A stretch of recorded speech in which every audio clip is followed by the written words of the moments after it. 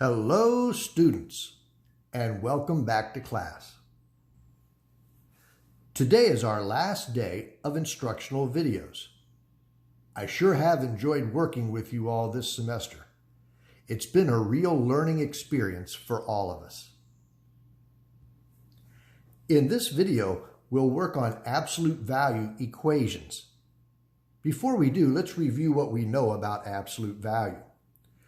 Absolute value loosely means distance from zero. So when I have an equation that says the absolute value of x equals 5, what that means is, can you find all the numbers whose distance from zero is exactly 5? Well, what numbers are 5 away from zero? 1, 2, 3, 4, 5. 5 is. But also 5 away from 0, 1, 2, 3, 4, 5. Negative 5 is. When we have absolute value, meaning distance from 0, there are two numbers that satisfy that equation. My answers could be positive 5, or my answer could be negative 5. When we have absolute value equations, we generally get two answers. Let's try a couple of examples. As soon as I see an equation with absolute value, I immediately break this down into two problems. One problem, using 2x minus 5 equals positive 9. The other problem, using 2x minus 5 equals negative 9. And then solve those two equations side by side. Let's get this x by itself. The inverse of subtraction is addition.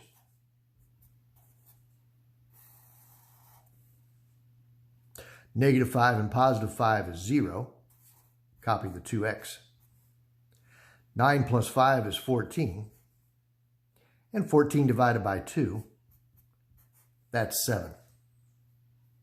Let's solve this equation as well. The inverse of subtraction is addition. Negative 5 and positive 5 is 0 plus 2x. Negative 9 and positive 5 is negative 4. Now when I divide by 2, I get an answer of negative 2. Here's my two solutions to this absolute value equation. Let's try that process again. Here's an absolute value equation, so I break it up into two parts. One part, using 7 minus 3x, equals to that 7. The other part, using the same 7 minus 3x, but this time equal to the opposite of 7. Now solve. I want to get x by itself, so I'll get rid of this 7. Get rid of a positive 7 with a negative 7. 7 minus 7 is 0. Copy the negative 3x. 7 minus 7 is 0. And when I divide by 3, 0 divided by anything is 0. There's one answer. Let's solve for x here. Get rid of a positive 7 with a negative 7. 7 minus 7 is 0. Copy the negative 3x. Negative 7 and negative 7 is negative 14. Now when I divide, a negative divided by a negative is a positive, but 14 doesn't divide very nicely by 3, so I'll leave it as an improper fraction. There's my two answers, 14 thirds and 0. Here's one last absolute value equation, but this one has an extra step. We don't break this down into two problems until the absolute value is by itself on one side of the equal sign.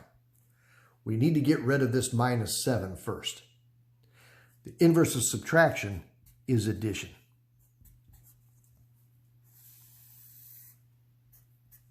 Negative 7 and positive 7 is 0. Copy the absolute value, 1 plus 6c. Negative 3 and positive 7 is positive 4. Now that I have the absolute value by itself on the left side of the equal sign, now I can split this apart into two problems. One problem using positive 4. The other side using negative 4. Now let's solve. Get rid of a positive 1 with a negative 1. 1 and negative 1 is 0. Copy 6C. 4 minus 1 is 3. Now when I divide by 6, I get 3/6, which reduces nicely to 1/2. Let's solve again. Get rid of a positive 1 with a negative 1. 1 minus 1 is 0. Copy 6C. Negative 4 and negative 1 is negative 5. And when I divide by 6, I get negative 5/6. There's my two answers to this absolute value equation. All right, your turn to do some homework. Go work some problems, and I'll see you later on today.